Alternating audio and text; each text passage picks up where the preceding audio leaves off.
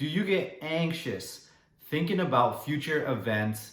And it could be a work thing or something you got to perform under pressure or a social gathering, but you find yourself flooded with anxiety days before the event, and you got a rapid heartbeat, you feel like you can't breathe, and you're getting ruminating thoughts over and over, worrying about how it's going to go. Now, in this video, I want to talk about how to overcome this excessive worry about future events, because it's a side effect of social anxiety and it makes life seem way harder than it needs to be. So I want to talk about how to overcome this excessive worry today, why it's happening to you, and how to overcome it. All right, so let's get into it.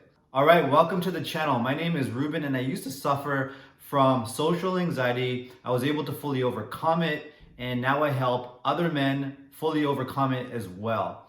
Now, going back to this excessive worry about future events, maybe you're a few days out and you go into this place where you are completely in your head, not present for those around you, and you literally lose days off of your life because you're pretty much feeling like it's an out-of-body experience days before the event.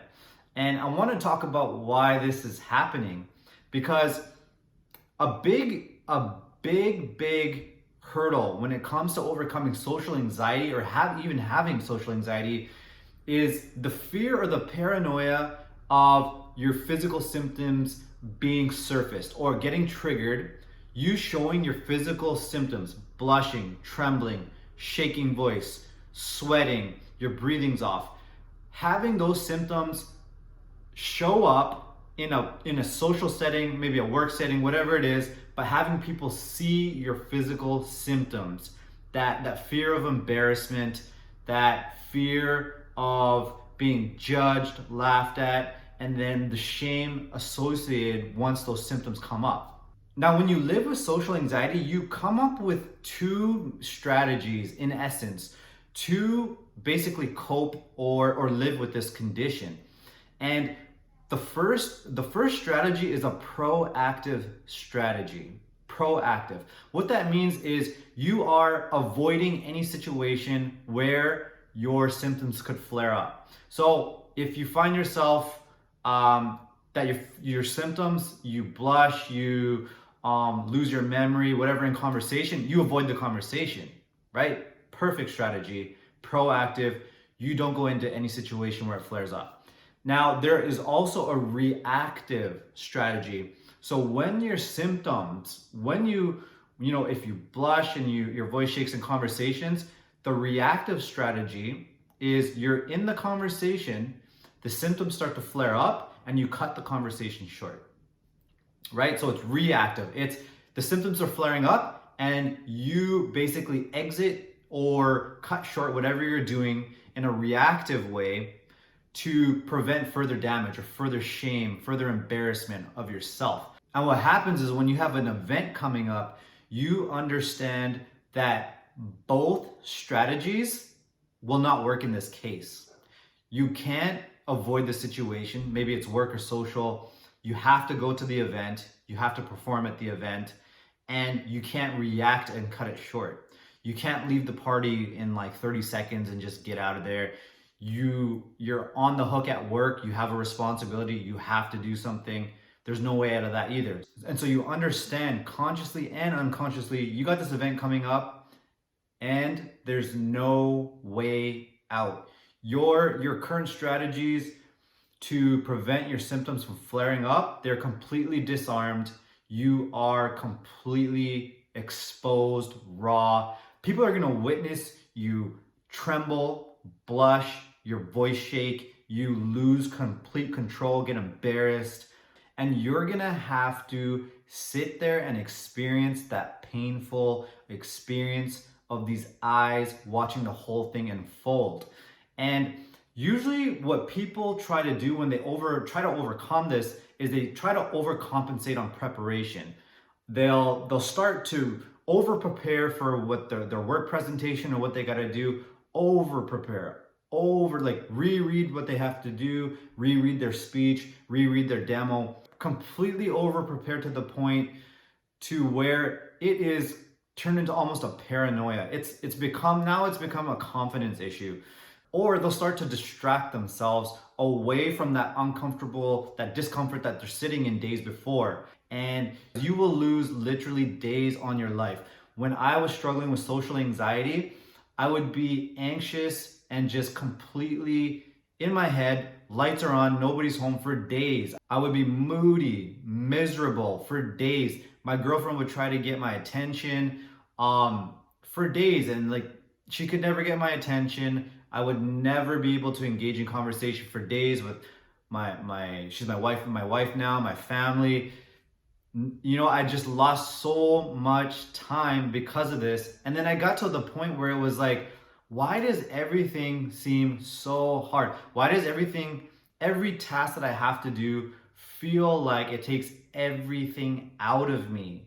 Like, why does life seem so much harder than it needs to be? And then you look around at everybody else, nobody's preparing on that level. Nobody is distracting themselves away from that level because they have to give a presentation at work or go to a party.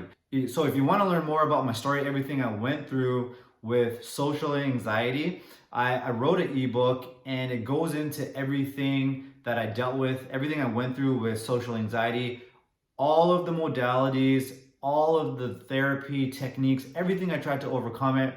And then finally, what I needed to unlock to overcome it, and what you need to understand on a deep level, what's underneath everything that you need to understand on a deep level, unlock, and then heal for yourself to overcome social anxiety as well. So I'll link it below the video. You can download that for free and have a read through that.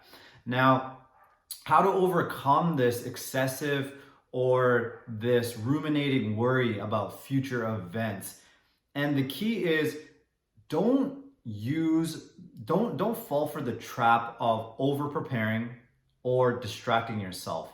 The thoughts, the worry, the anxiousness is there because we all have a mechanism within us. It's called the fight or flight mechanism. It's a survival mechanism, and it is there for mere survival. It increases our heart rate, it increases our breathing, it cuts off our hearing, and it makes us sweaty, it makes us blush, and it makes us just ready to survive. It's like we're running away from a bear, a grizzly, a tiger. Even though the major fear is being evaluated or judged by people negatively in those situations, your body is interpreting the pain associated or the danger associated with that on the same level as it would be getting chased by like a bear or a tiger.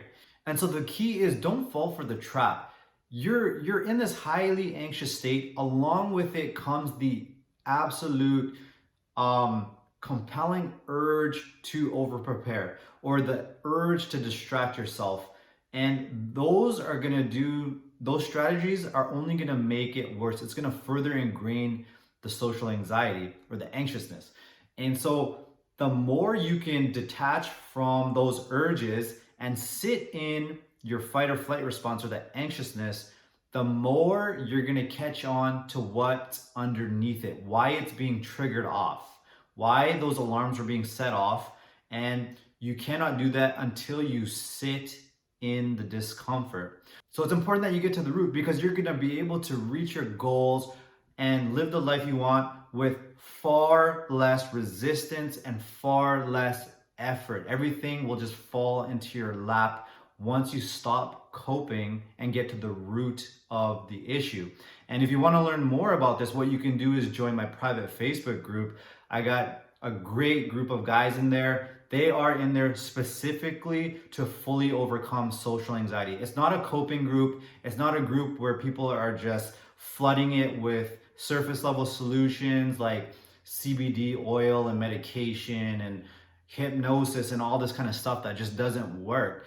They are in there to support each other. They're sharing on a deep level. They're holding space. It's a safe space for men to be real and be vulnerable and to support each other in their recovery journey. So it's not a typical forum where people are just in there venting about the issues or competing with each other and putting each other down. It is a beautiful space I created for men who are in there for the sole purpose of a full recovery, to be fully free from social anxiety. So I'll put a link below the video and you're welcome to join. And if you need more help, if you want to get to the root, if you really want to get underneath that survival mechanism, that fight or flight, you really want to learn about what's underneath, is I created some free training for you. It's going to help you understand on a deep level why that survival mechanism is firing off, that fight or flight, and it's going to help you understand what's underneath it, like what's triggering that off over and over. Why is your brain continually being hijacked over and over? And so be sure to check out that free training, because it's going to show you the system to release what's underneath so that fight or flight doesn't kick in anymore for you when you least expect it. All right, so I hope that helps, and I'll talk to you later. All right, thanks, peace.